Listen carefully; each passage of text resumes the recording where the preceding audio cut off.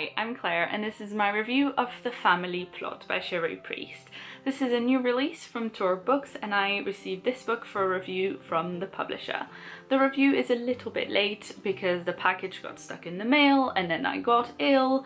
Things got in the way, so this is currently already out. Tor Books also very graciously sent me another copy of the book for a giveaway for you lovely people, so if you want to know a bit more about that, stick around until the end of the video where I'll give some more detail. The Family Plot follows the crew of Music City Salvage, a company who strip out old houses that are due for demolition and then sell on the valuable features or the furniture that they found in those houses. The business isn't doing great at the moment, so the owner, Chuck Dutton, is very happy when an elderly woman called Augusta Withrow shows up in his office to sell him the salvage rights for her entire property.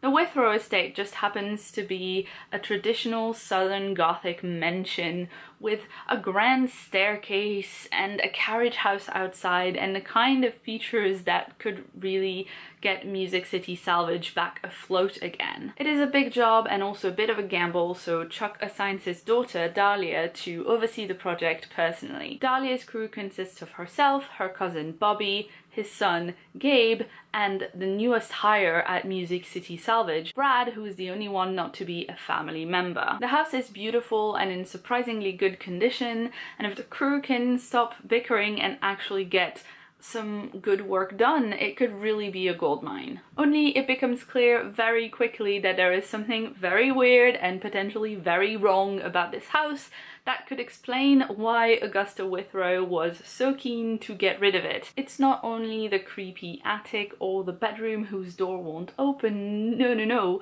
it's also weird, elusive silhouettes that each and every one of them seems to be glimpsing around the ground, except when someone else looks, they can't see anything. We've got a young boy, a soldier in his uniform, a young woman in a yellow dress, and we've also got the house itself, which seems to be whispering messages to Dahlia about being lonely and angry and unloved. The longer the crew works on this house, the more evident it becomes that the ghosts that inhabit the Withrow estates are not the ghosts that they find in basically every other house that they've ever salvaged. They're not benevolent house ghosts.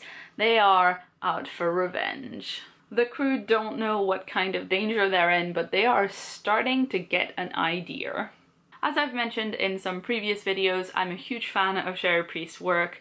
This Southern Gothic sensibility and aesthetic that she has in a number of her books really appeals to me. So when I picked this up, I expected a story that I would really enjoy, and it did not disappoint. I don't usually read a lot of ghost stories, so I wasn't quite sure what to expect and if I was going to be terrified or not affected at all, and it was a little bit in the middle. I did find it very tense and at times pretty scary, but overall ghosts are just not the thing that I find the most frightening. I did think it was very well executed, but I was also more interested in the reasons that the ghosts were there, which I thought were done wonderfully. Obviously, I won't go into detail about that, but I really enjoyed unraveling the mystery and all the other aspects of this book around the ghost story and why the ghosts were there and why the ghosts wanted revenge were also really fascinating.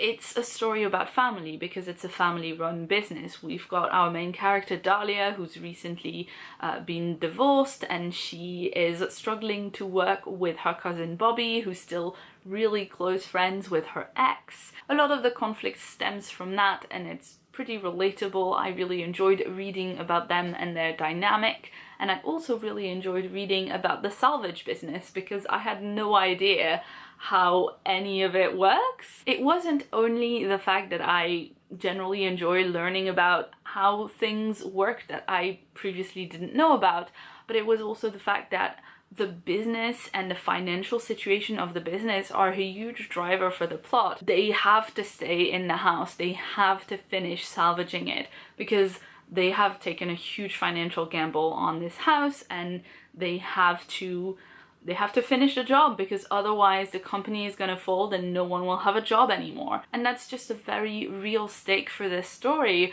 that makes you root for these people because you don't want them to lose their job. I've seen a lot of people mention the ending of this book in their reviews or on social media. People have been quite divided about it. There's a bit of a twist at the end, which obviously I'm not going to describe because of spoilers, but I personally quite liked it. I didn't think it was necessary. I thought the story could have ended right before the epilogue and it would have been fine. It wasn't one of those twists that make you see the entire book in a new light. You get one piece of information and you have to go reread the whole thing. It wasn't like that at all, but I still found it pretty satisfying. I found it very effective for what it was specifically trying to achieve, and I think it matches very well with this type of story. Not just because it was a horror story, but because it was the kind of story that I could easily imagine someone telling someone else around the campfire at night in low, creepy voices, like a kind of grown-up, more developed Goosebumps story. And I thought the ending was so appropriate for that. It was very tonally appropriate for the kind of book that this was. It was the kind of ending that, as I read it, I was kind of cringing because I knew exactly where it was going, and on the other hand I was just smiling about it kind of fondly because, yeah, obviously that's where it went. It was so appropriate. So that's it. This was my review of The Family Plot by Cherie Priest. I hope you enjoyed this video, and if you would like a chance to win a copy of this wonderful book, head into the description box below for a link to a Rafflecopter giveaway, where basically you enter by spreading the word about the giveaway, and then the website selects a winner at random and I will mail you a copy of this lovely book. This giveaway is open internationally, so feel free to enter from wherever you are in the world, and the giveaway will be open for 10 days from the posting of this video. Let me know in the comments below if you're entering the giveaway, and also please let me know what you think I should be reading for Halloween. I could do with some spooky reading recommendations because I don't really read a whole lot of horror, so I don't know where to start. If you'd like to see more from me, you can check the sidebar right here for more videos, and if you haven't yet, please hit that subscribe button for new videos from me every week. I've been Claire, thanks so much for watching, and see you soon.